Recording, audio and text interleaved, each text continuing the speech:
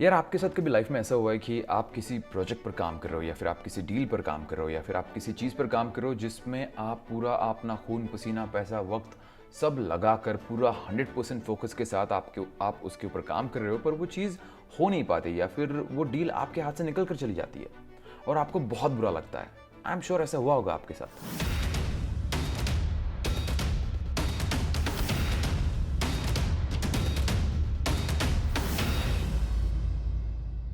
और इनफैक्ट आपके साथ ये भी हुआ होगा कि कुछ समय बीत जाने के बाद आपको कई गुना बेहतर या फिर कई गुना ज़्यादा फ़ायदेमंद प्रॉफिटेबल डील आपको मिल गई या फिर कोई ऐसा क्लाइंट मिल गया जो आपको पहले वाले क्लाइंट से काफ़ी ज़्यादा ऑफर कर रहा है, और तब आपने खुद को ये कहा होगा कि यार थैंक गॉड मेरी पहली वाली डील हुई नहीं या फिर मेरा पहले वाला प्रोजेक्ट हुआ नहीं, इसी वजह से मैं ये प्रोजेक्ट हाथ में ले पाया या फिर इसी वजह से I am able to cater this client.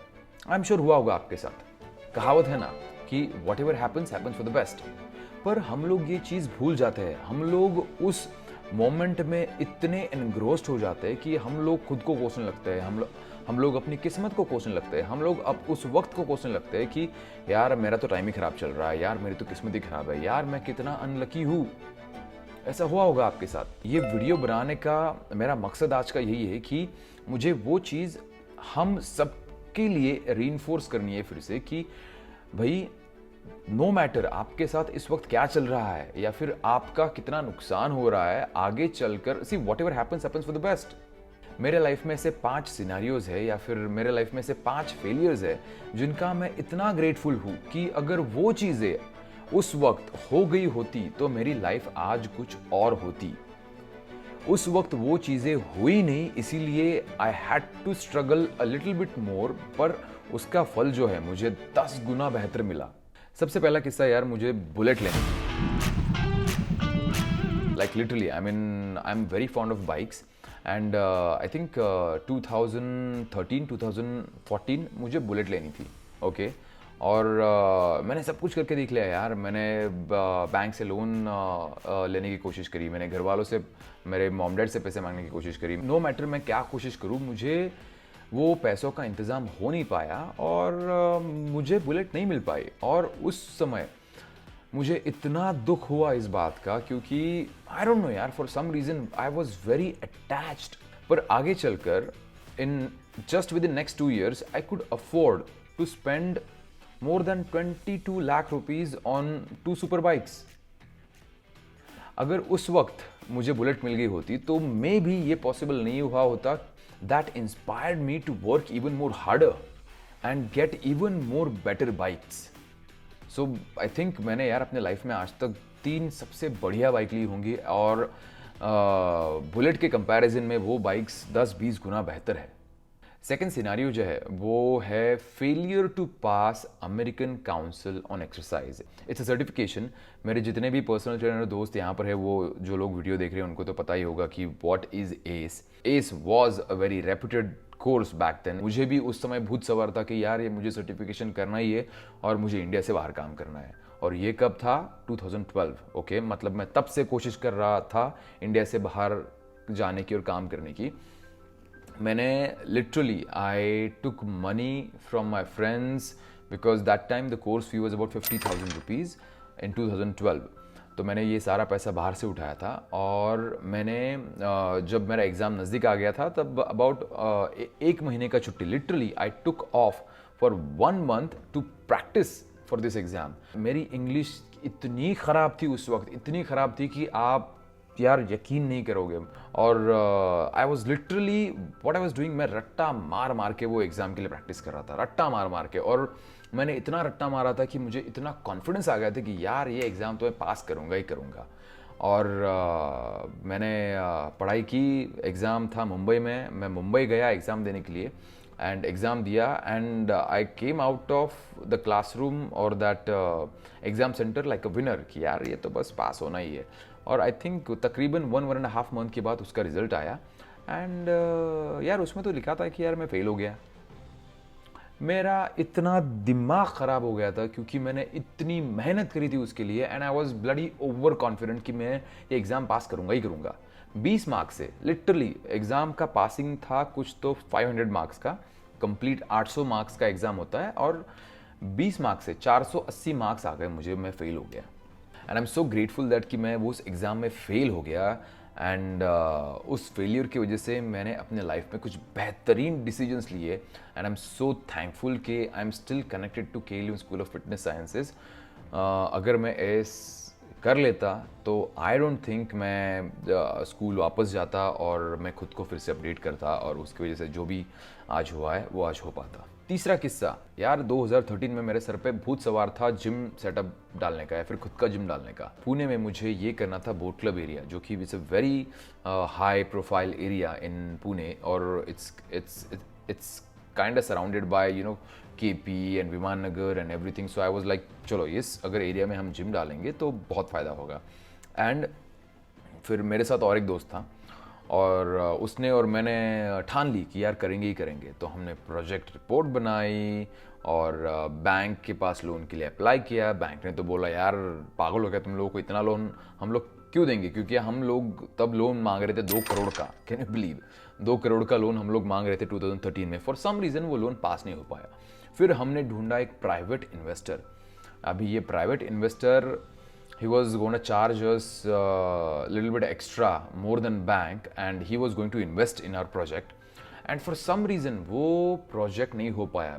and I am so thankful कि वो हुआ नहीं, क्योंकि अगर वो हो जाता तो यार मेरी तो ज़िंदगी भर के लिए लग जाती, क्योंकि मैं वहाँ पर अटक गया होता। वो जो भी 1.5-2 करोड़ उनसे वो जो भी फाइनेंसर है उससे उतना सारा पैसा लेने के बाद मेरी ज़िंदगी निकल जाती उसको पैसा फिर से देने में, क्योंकि I was dumb shit back then. Like literally मुझे जिम चलाने का ज़रा भी नॉलेज नहीं था। ये मैं आज 100% कॉन्फिडेंस के साथ कह रहा हूँ या फिर कह सकता हूँ, क्योंकि when I look at my past और जो डिसीजंस मैंने लिए और जिस तरह का लड़का मैं था, जिम नहीं होने वाला था यार। लाइक सीरियसली जिम नहीं होने वाला था।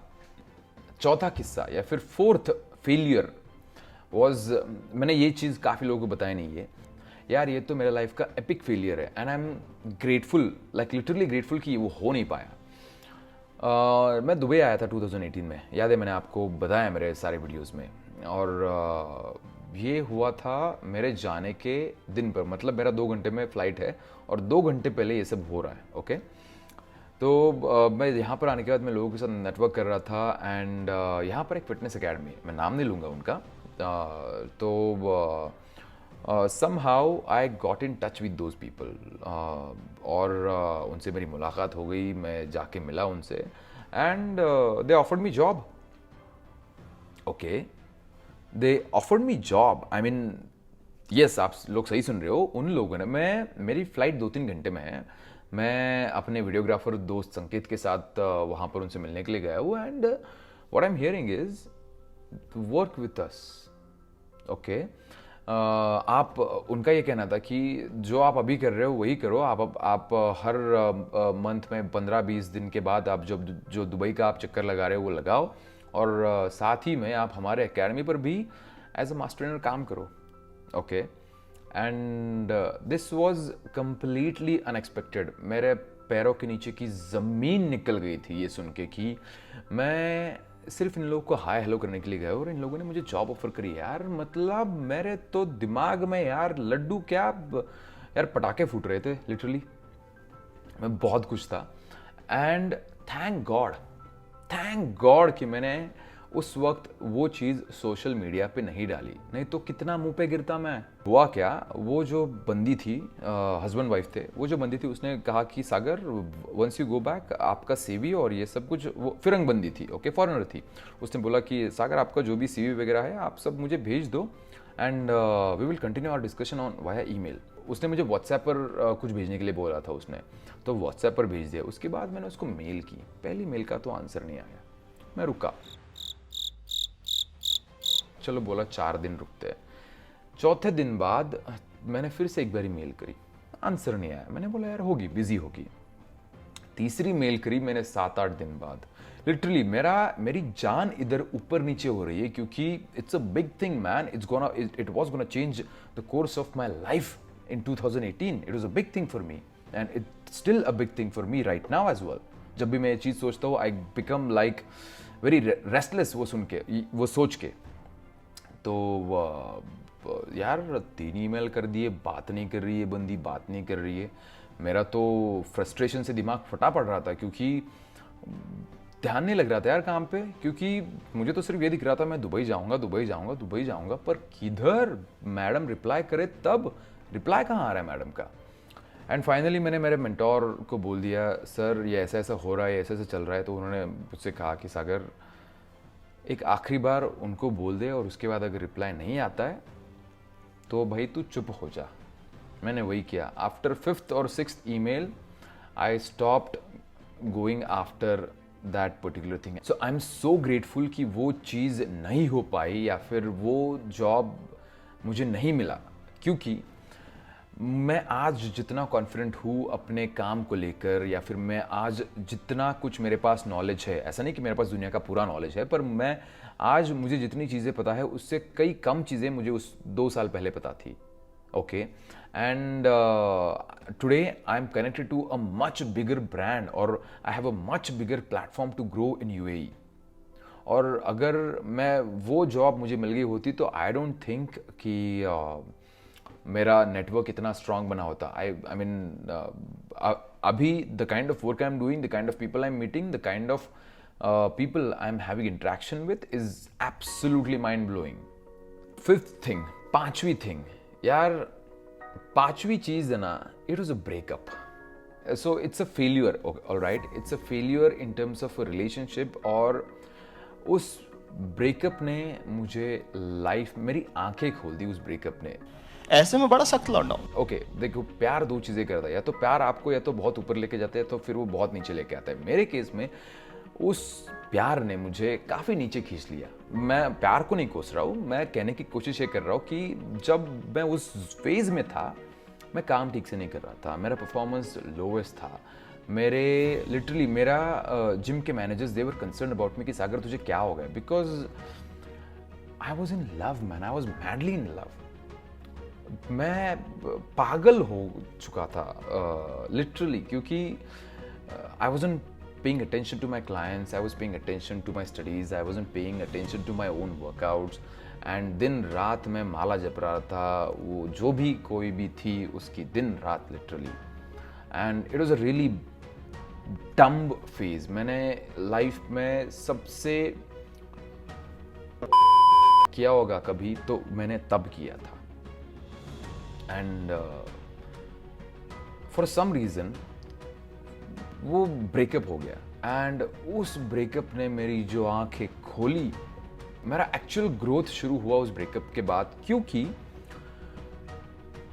I was awake, my eyes were wide open कि मैं अपने साथ क्या कर रहा हूँ, मैं कहाँ से आया हूँ, मैंने शुरू क्यों किया है। मैं सब कुछ भूल गया था उस प्यार वाले फेज में कि मैंने इस फील्ड में कदम क्यों रखा है, मैंने ये करियर चूज क्यों किया है, मैंने ये सब कुछ मैंने दांव पे लगाया था उस रिलेशनशिप के लिए। ये आई एम नॉट सेइंग कि वो बंदी गलत थी या फिर नहीं, I was mad, I was डम एट दैट टाइम, और मैं ये सब कर रहा था और वो ब्रेकअप हुआ। And I am so grateful कि वो ब्रेकअप किसी भी चीज से हुआ हो, वो हो गया, और तब से मेरे अंदर जो चेंज आया, I mean that was a game changer for me. So मेरा आप सबके लिए मैसेज यही है कि यार अगर आप भी किसी शिट फेज से आज गुजर रहे हो लाइफ में, या फिर कोई चीज़, कोई काम आपका नहीं बन रहा है, तो कीप पेशेंस यार। आपके साथ आपके लाइफ में भी ऐसा कई बार हुआ है कि आपका काम उस वक्त नहीं बना है, पर आगे चल के आपका 10 गुना फ़ायदा होगा यार। Trust my words on this. और मैं सिर्फ ये मेरे एक्सपीरियंस से नहीं कह रहा हूँ, मैंने जितने भी लोगों के इंटरव्यूज़ देखे हैं, मैंने जितने भी मेंटोर्स जिनको मैं फॉलो करता हूँ, जितना भी मैंने लोगों से बात किया आज तक, मुझे यही चीज़ हुई है कि you have to be patient brother.